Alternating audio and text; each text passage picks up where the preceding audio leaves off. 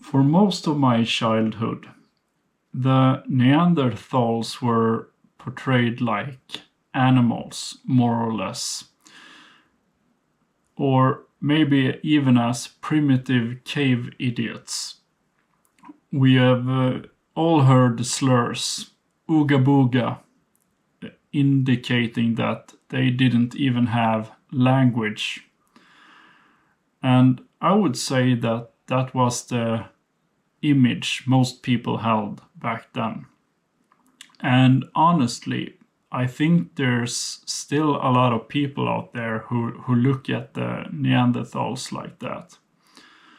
But modern archaeology tells a very different story compared to the story I was brought up with. And the deeper archaeologists and historians understand the Neanderthals, the more human they seem to become.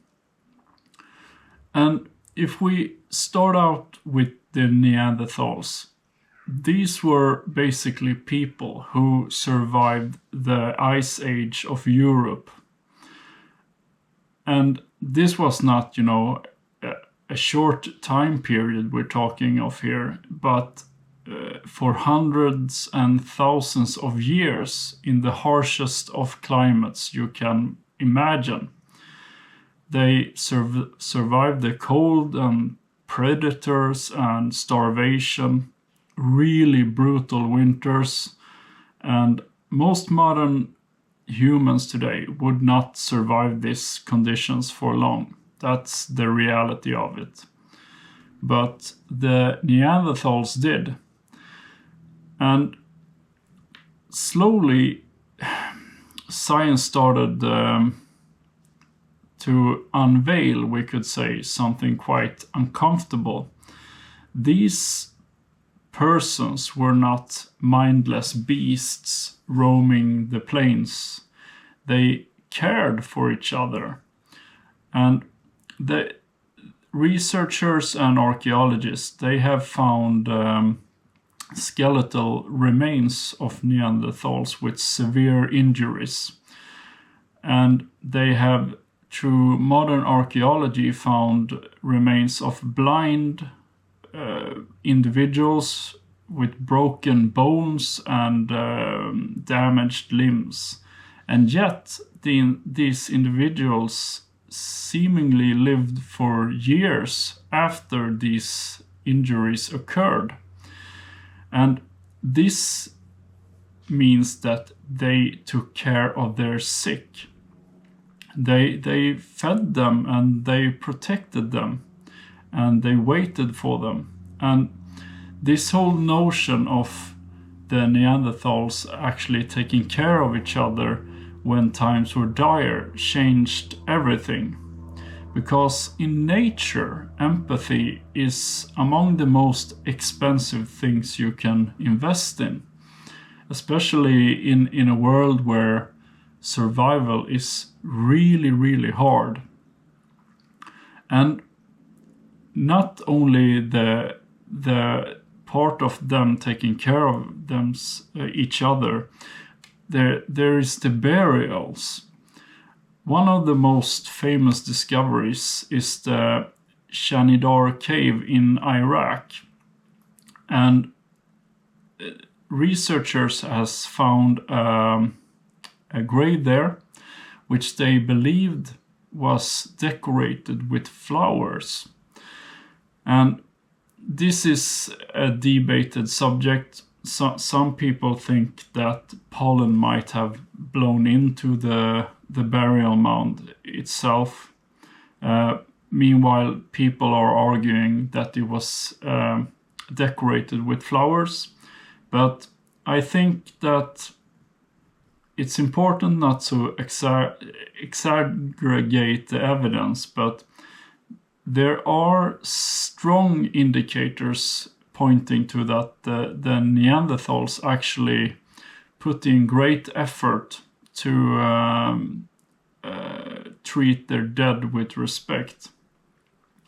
because they can see that the bodies themselves were placed very deliberate, and they had what is described as intentional positioning in the graves, because the burial was not just seen as a disposal of the ones who had passed, but they had meaning.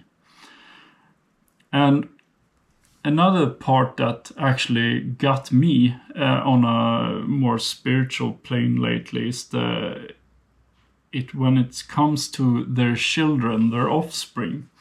For many years, people imagined the Neanderthal children as little savages, and they possibly could be, because Homo sapien children most definitely can be little savages. But archaeologists has found proof that children were actually practicing tool making themselves. Small crude tools, but like practice versions of adult tools, and imitations of adult craftsmanship. And honestly, there's something very human about that. Children imitating the grown-ups in their, path of becoming grown-ups themselves. And you can just envision a child sitting around the fire in the harsh north, and sitting trying to imitate the adults that they're surrounded with. That is something very timeless about that. And that instinct still remains up until this day. I can see it with my own children. They try to be a reflection of you as an adult. And there are also some also debated evidence of the Neanderthals having small toys for their children. Very rudimentary toys, but still toys, just like our offspring today. So there's a lot of things to the Neanderthals that are strange. But most Europeans and many Asians actually carry Neanderthal DNA up until this day. And in some sense, the fragments of these ancient populations still remain. This actually means, by extension, that there is no us and them, because we carry them with us until this day. And honestly, sometimes I kind of feel bad for them, almost ashamed actually. Because for generations we used to mock them, reduce them into caricatures of the stupid caveman, and even so stretching it so far that they become the symbols of stupidity. What are you, a Neanderthal? Even though they loved, probably just like we did, and they suffered to a great extent. The world was a very, very hard place to survive in, and very, very dangerous as well. And they protected their families to the best of their capabilities with what they had. And they feared death, just like us. So I think when we talk about the Neanderthals, there's a greater lesson to be learned here, that the dead cannot defend themselves.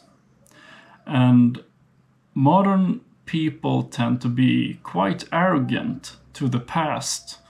We judge ancient peoples and civilization through our modern eyes, or the modern lens, if you will. And I've talked about this before. somehow we think that we are automatically wiser simply because we came later. There are actually quite good evidence that they weren't less smart, really. They were just a bit different. They didn't have significantly smaller brains, for example. But history keeps humbling us, again and again. So I think the Neanderthals became a symbol of being primitive. But in the end, the more we studied them, we kind of started seeing ourselves instead of those rudimentary cave dwellers that didn't have a language. And somewhere tens of thousands of years ago, a Neanderthal father carried wood through the snow for his family. And he loved and he struggled. He feared death, and a part of him is still here within us. So let me know what you think about all of this, and let me know if you too have started seeing the Neanderthals from a different perspective than you used to. Okay, folks. If you liked the video, please consider leaving a like or a comment. Or even better, if you like the channel, please consider becoming a channel member. It means a lot to me. And I have to wrap it up with thanking everyone for the awesome commitment that you are showing this channel all the time. It's truly...